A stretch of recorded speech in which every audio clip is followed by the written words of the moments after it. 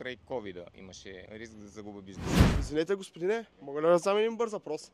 Да, може. Имал ли сте бизнес преди или сега? Имам и бизнес и преди и сега. В коя сфера успях да развиете вашия бизнес? Сферата на костюмите, а в последствие My Wedding за сватби. Добре, страхотно. Кога всъщност основахте My Wedding? My Wedding е основано преди 11 години. Добре, кажете ми каква е тайната на това да продавате успешно костюми? Тайната да продавам е любовта към това, което правя. При мен го правя всичко с много любов. Тайната е да се влюбиш в бизнес. Добре, страхотно.